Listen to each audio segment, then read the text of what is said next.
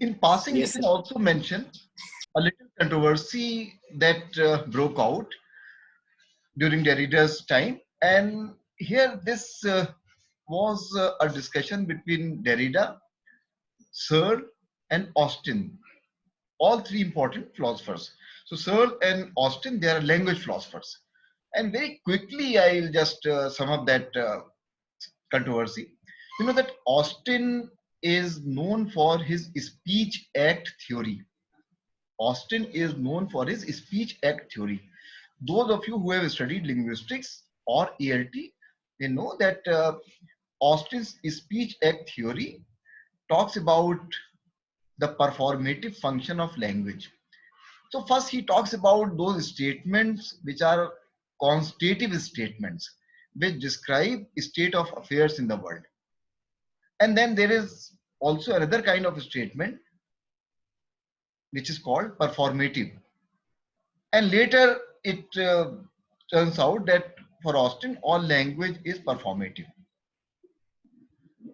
See, for example, an example of a performative statement is a sentence which brings about some kind of change in the state of affairs. So the priest says that I declare you man and wife. This is a famous example of that, where say is saying something, language is performing a function, and a change is brought about by this sentence.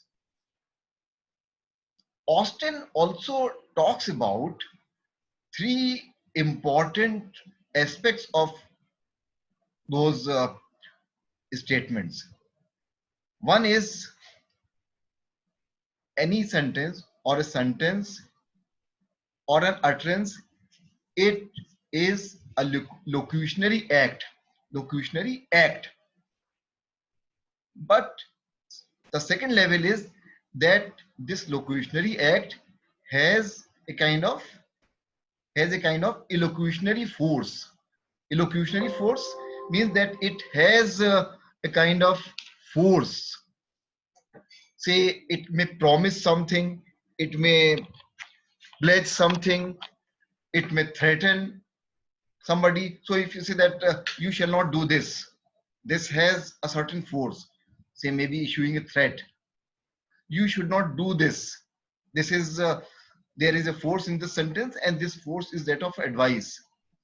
And so that way, language has that kind of functions where a particular sentence also has what is called illocutionary force. So first it is a locutionary act, then it is an illocutionary, it acquires illocutionary force.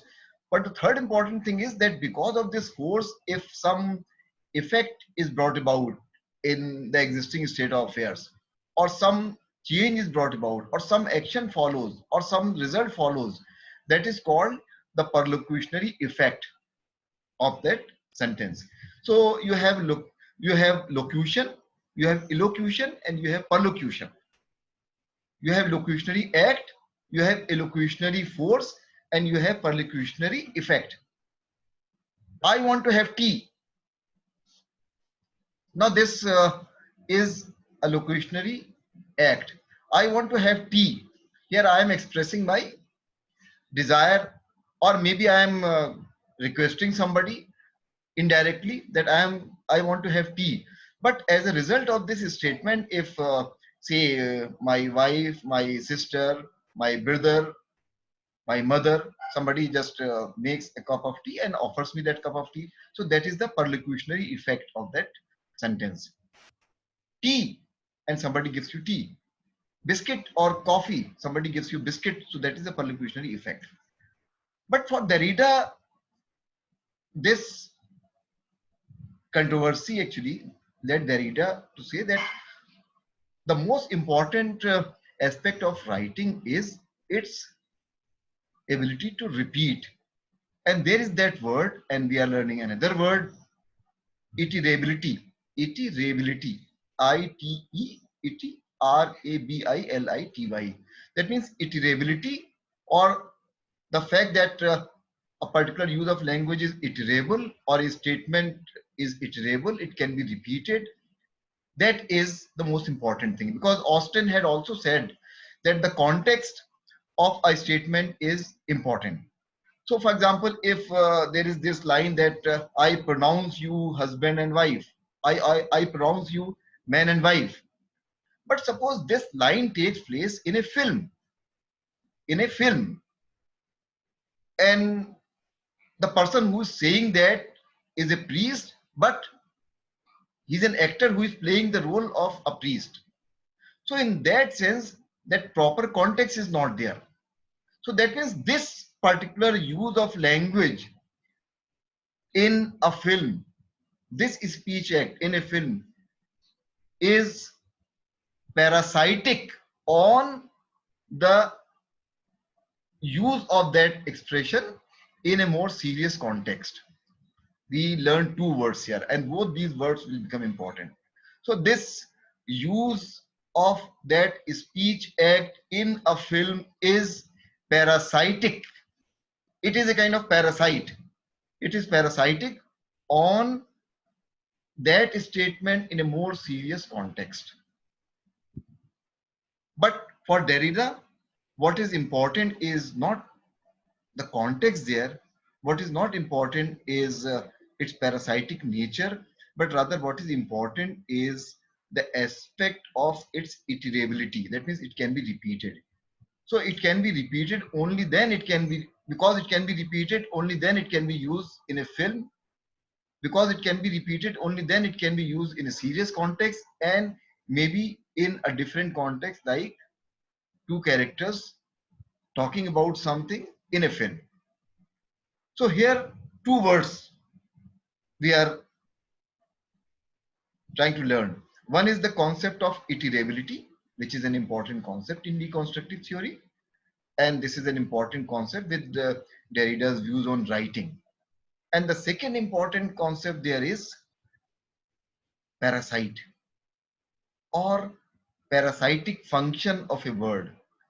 In other words, there was also this binary between a serious use of language in a serious context and that very use, but in a more light-hearted context, or maybe not in a real context, but in a film. So something which is a kind of parasite on the use of that language in a more serious context. So we see this kind of binary also. We see, say, parasitic use of that language. And you know that parasite is not simply uh, an ordinary word here. It will also become a kind of concept. Especially somebody like J. Hillis Miller will talk about this simple word parasite, and he'll theorize it in his typical deconstructive manner in the essay which has been recommended for you. So we leave this discussion of parasite and the concept of iterability here, and now we look at another very important aspect of deconstructive theory, another very important aspect of the work of Jacques Derrida. And what is that important aspect? There are some charges against deconstruction, serious charges. And one very specific charge is that of formalism. Formalism means that it is too concerned with words, it is too concerned with wordplay, it is too concerned with puns, it is too concerned with the language in its purely formal aspect. In other words, it is too concerned with word, W-O-R-D, word. It does not take into account the world, W-O-R-L-D, world. That means for deconstructive theory, it is word rather than the world. It is formalism rather than the actual happenings in the world. This is one important charge. And a related charge is of evading political questions. That means a kind of political quietism, that it is silent on political questions. You know that of all possible theoretical positions, Marxism talks a great deal about the world, about different classes in society, about the question of labor, about change, about the question of exploitation, and all related questions. So we try to see this, whether this charge of formalism is right or not. And here we can also say that because Derrida's style of writing is often very evasive, is very abstract, so many of these charges are, say, leveled against him again and again. In 1990s, Derrida came out with some very important works. And he also wrote on ethics. He also wrote on religion. And he also wrote on some political questions. That means in 1990s, we are looking at the work of a thinker who became a kind of academic superstar in 1960s. And we are talking about this later phase of his writing in 1990s, when his work touched some political questions. And another important thing is that many theorists also, many critics also tried to talk about the relationship of Marxism and deconstruction. Marxism, which is a very political position. Michael Rayan wrote a book, Marxism and Deconstruction, and he talks about deconstruction and its implications for politics. So what are those implications? See, Marxism stands against authoritarianism. And similarly, deconstructive theory also talks about decentering authority, decentering authoritarian notion of center.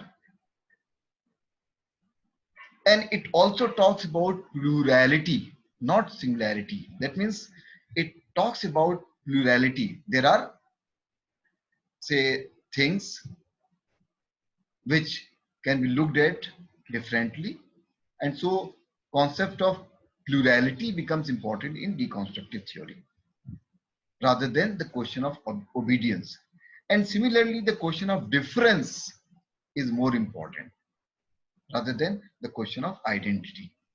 And of course, all distrust of totalizing systems, distrust of all totalizing systems. That is also one important point about deconstruction, which is liked by Marxist theorists. So coming back to Derrida's work in his last phase, there was one very important work.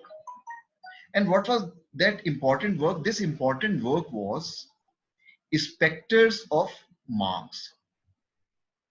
Spectres of Marx. Now, spectre, what is the meaning of spectre? Spectre refers to a ghost. Spectre refers to an apparition. Spectre refers to a spirit. So a ghost, a spirit, right? An apparition. These are different words. And so what we see here is that Derrida further says that his work or deconstruction is written in a spirit of Marxism. This is important, in a spirit of Marxism. And he had also said that this work could not have been written, or his work could not have been possible without Marxist theory. And here we can recall an earlier observation about critical theory. And that earlier observation about critical theory is that all critical theory, all contemporary critical theory is a kind of creative engagement with Marxism, either in the form of agreement or in the form of disagreement. That is what our notion of critical theory is, that it is a kind of dialogue, creative dialogue, right? And creative engagement. Sometimes there is disagreement and sometimes there is agreement with Marx. So Derrida, when he talks about Marx and when he talks about this particular work, he's saying that his work is written in a spirit of Marxism. This is important because Derrida was not a Marxist. In a spirit of Marxism, that means something which is very much the spirit of Marxism can be found in this work also. And here he quotes that famous line from Communist Manifesto. And what is that famous line? The very first line. A, a specter is haunting Europe. A specter is haunting Europe. The specter of communism. That means Marx and Engels, they were writing this work, and this particular work was written in 1848, and they are talking about a specter. A specter is haunting Europe. See this word, haunting Europe. In a way, its presence is there, but it is a kind of haunting presence. And what is this specter? The specter of communism.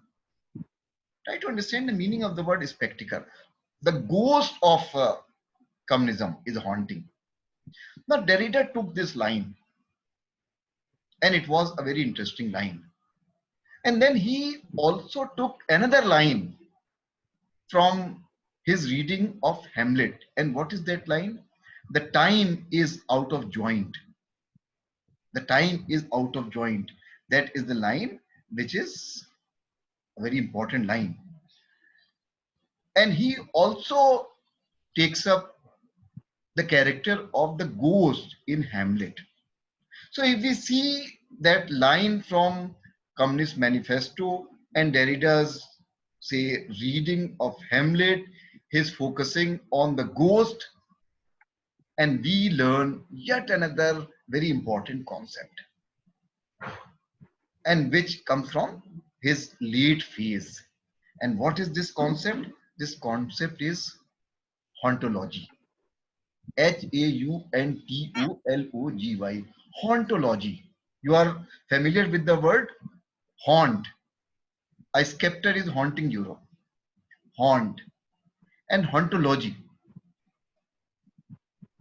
Now let us look at this word hauntology. You can say that it is a neologism, that means a new word which is formed by, say, in this case, Jacques Derrida, a new word, ontology. Then we see that there is another aspect of this word, that somehow it rhymes with the word ontology. Ontology, ontology. And what is ontology? Ontology is a study of being. Study of being, right? Ontology is a study of being, right? Ontology is the study of being, but what is hauntology? Hauntology. We'll explain.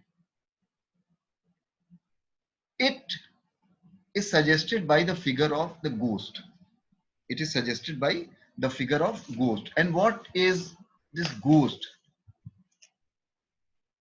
And what is the role of this ghost? From where does this ghost come?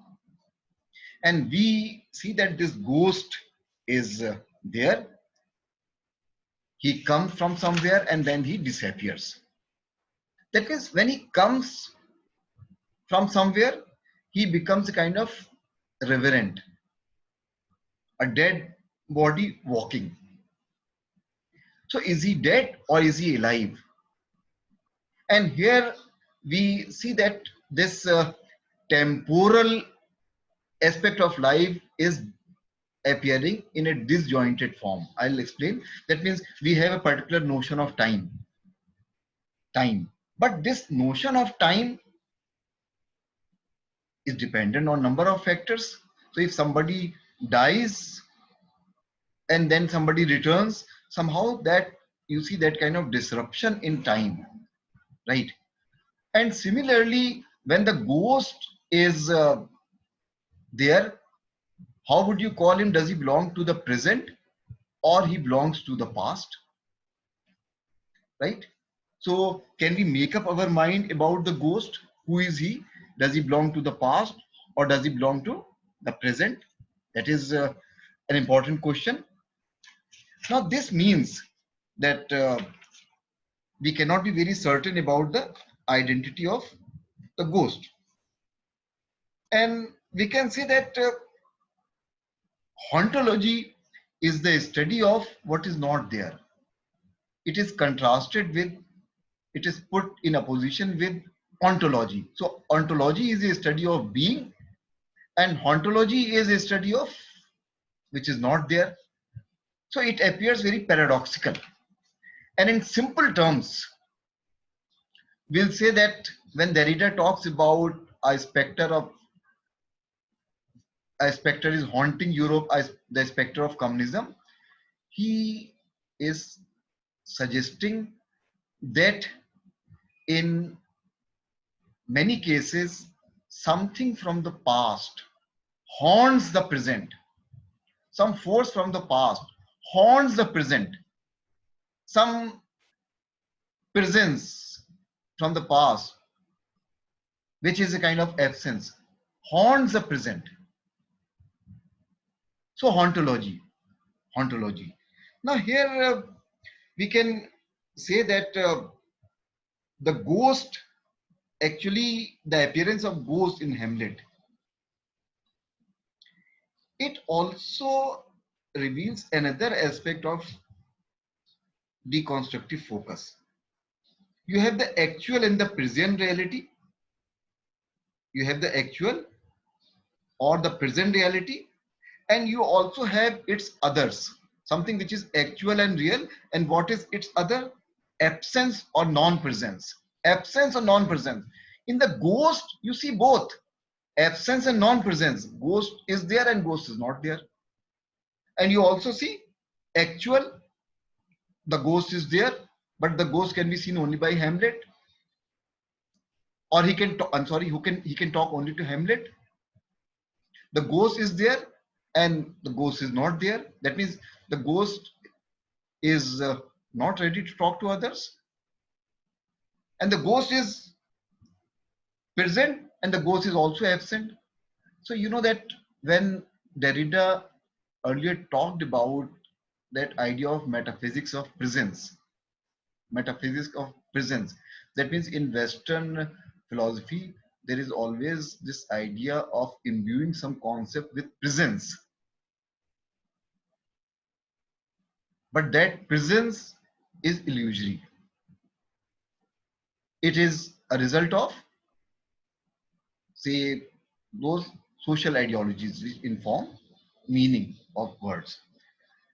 So coming back to this discussion of the ghost, and he haunts life in say Elsinore, and the idea that is suggested here is that something from the past haunts the present. Something from the past haunts the present. Now here, an important thing to notice about this concept is that this concept was developed in 1990s. This book came out in 1993,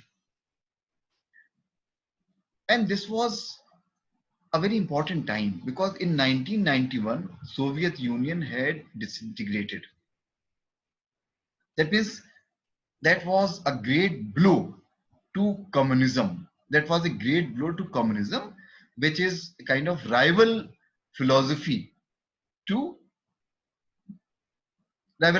capitalism.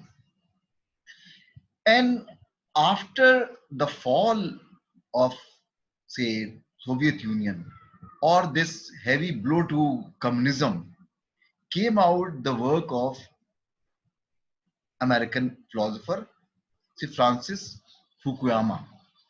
And Fukuyama advanced the thesis of the end of history. The end of history. That means with the coming of this event where Soviet Union disintegrated, where communism was dealt a heavy blow, there was only one philosophy which was triumphant. And what was that philosophy? The philosophy that was represented by capitalism. So that means now the world will be a better place. Now the world will be, say, kind of free market world. Now people will have freedom. Now people have liberty. That means all many of those ideas associated with capitalism. So it was a very, very strong championing of capitalist economy, capitalist ethos, and capitalist philosophy. And so when Derrida's work appears here and he invokes Marx and he talks about Marxism. So this is a kind of political work. Earlier Derrida was not known for writing say political works, but rather he was evasive on political questions. So ontology becomes an important method where Derrida is talking about the spirit of Marxism or ethics of Marxism or philosophy of Marxism, which will continue to haunt the Western world from beyond its grave. That means it.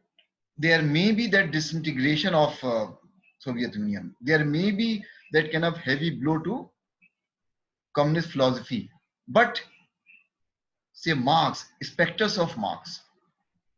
That means the ghost of Marx will continue to haunt Western world.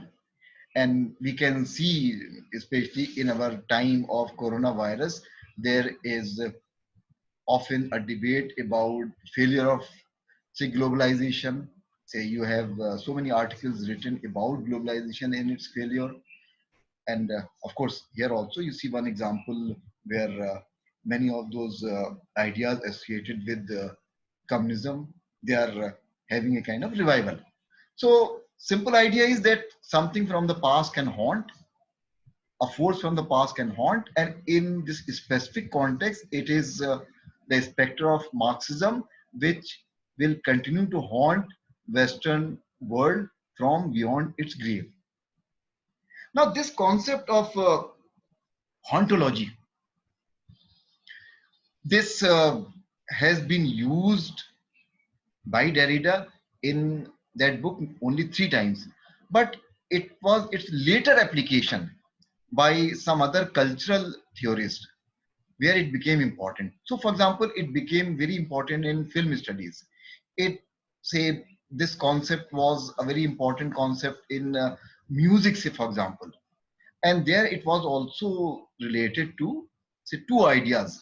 One, the idea of say of lost futures, that means futures which are lost and nothing new is coming. And the second is something in the past which talks about future. These two ideas. And at another level, you can say this concept of ontology say was adopted by art critics, by architecture critics, and by music critics, especially in the field of electronic music. Now, towards the end of this talk, we can make this discussion more, say, lively for a while or more interesting and try to recall the character of Ruidar or Ghost in Vishal Bhardwaj's film Heather. I'm sure you must have seen that film Heather, and in the last 3 4 days, many people have used those famous lines of Irfan as their Facebook status. So let me just recall those lines. Irfan is there with Heather's father, and Heather's father expresses his say fear of death, and the character played by Irfan says, what is that?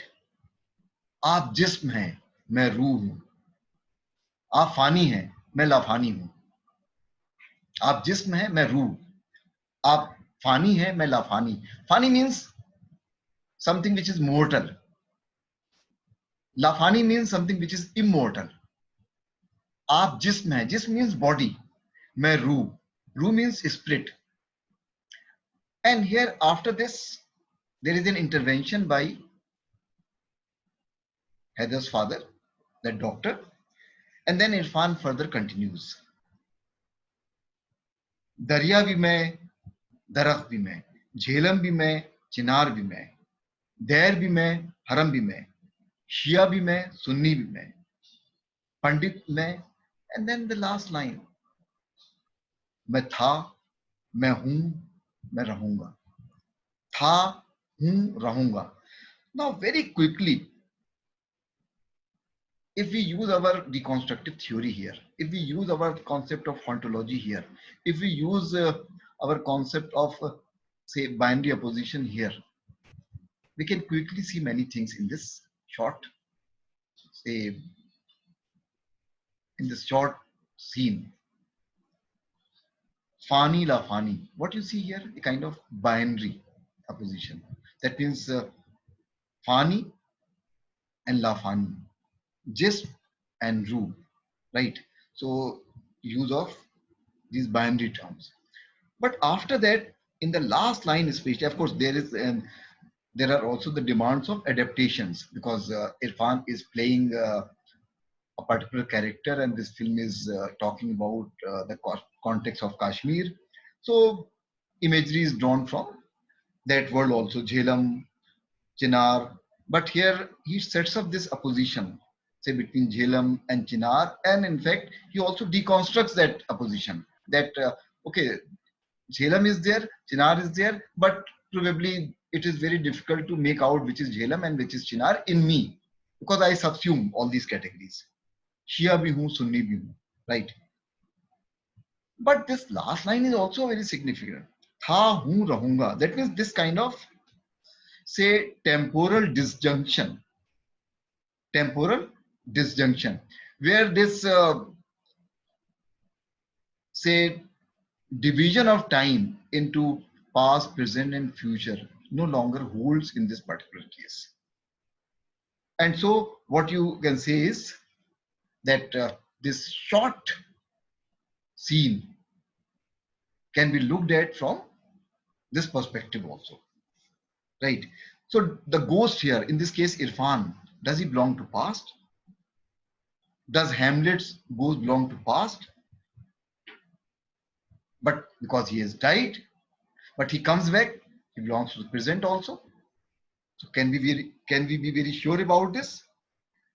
And here we see that this concept of ontology helps.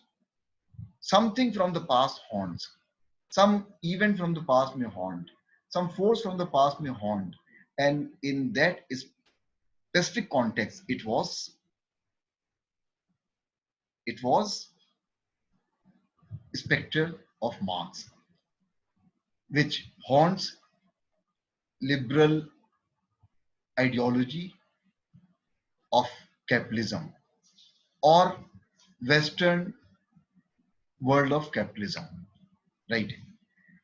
So we have discussed this concept, and here there is another very interesting, say, you can say very interesting implication of this, that all works of art are haunted not only by the ideal forms of which they are imperfect examples, but all works of art, they also are haunted with they are also haunted by this idea of not able to represent something.